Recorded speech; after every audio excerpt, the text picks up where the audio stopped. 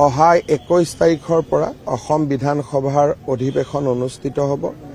বিধায়কসকলে শপত গ্ৰহণ কৰিব আৰু আজি আমি কেবিনেটত বিধানসভা কেইদিন চলিব, কি কাৰ্যসূচী হ'ব গোটেইখিনি ঠিক কৰিম আৰু মন্ত্ৰীসভাৰ সম্প্ৰসাৰণ আদি বিষয়বোৰ আমি বিধানসভাৰ ঠিক পিছত হাতত ল'ম। অহা 21 তাৰিখৰ পৰা অসম বিধানসভাৰ অধিৱেশন অনুষ্ঠিত হ'ব।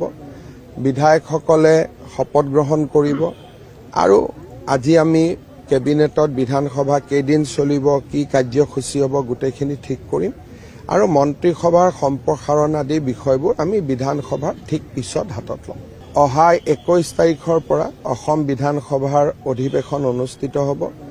বিধায়কসকলে শপত গ্ৰহণ কৰিব আৰু আজি আমি কেবিনেটত বিধানসভা কেইদিন চলিব, কি কাৰ্যসূচী হ'ব গোটেইখিনি ঠিক কৰিম আৰু মন্ত্ৰীসভাৰ সম্প্ৰসাৰণ আদি বিষয়বোৰ আমি বিধানসভাৰ ঠিক পিছত হাতত ল'ম।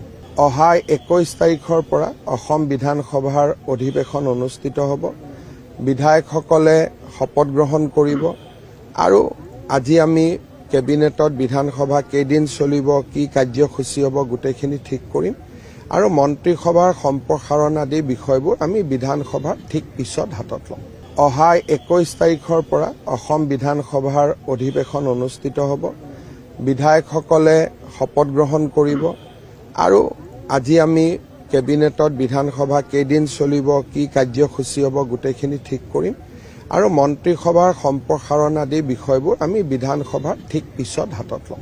অহা 21 তাৰিখৰ পৰা অসম বিধানসভাৰ অধিৱেশন অনুষ্ঠিত হ'ব।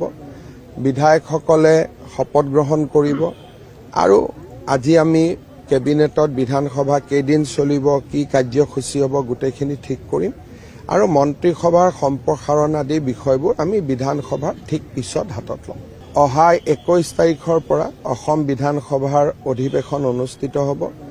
বিধায়কসকলে শপত গ্ৰহণ কৰিব আৰু আজি আমি কেবিনেটত বিধানসভা কেইদিন চলিব, কি কাৰ্যসূচী হ'ব গোটেইখিনি ঠিক কৰিম আৰু মন্ত্ৰীসভাৰ সম্প্ৰসাৰণ আদি বিষয়বোৰ আমি বিধানসভাৰ ঠিক পিছত হাতত ল'ম।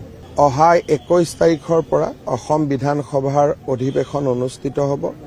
বিধায়কসকলে শপত গ্ৰহণ কৰিব আৰু আজি আমি কেবিনেটত বিধানসভা কেইদিন চলিব, কি কাৰ্যসূচী হ'ব গোটেইখিনি ঠিক কৰিম আৰু মন্ত্ৰীসভাৰ সম্প্ৰসাৰণ আদি বিষয়বোৰ আমি বিধানসভাৰ ঠিক পিছত হাতত ল'ম।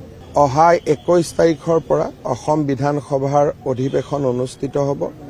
বিধায়কসকলে শপত গ্ৰহণ কৰিব আৰু আজি আমি কেবিনেটত বিধানসভা কেইদিন চলিব, কি কাৰ্যসূচী হ'ব গোটেইখিনি ঠিক কৰিম আৰু মন্ত্ৰীসভাৰ সম্প্ৰসাৰণ আদি বিষয়বোৰ আমি বিধানসভাৰ ঠিক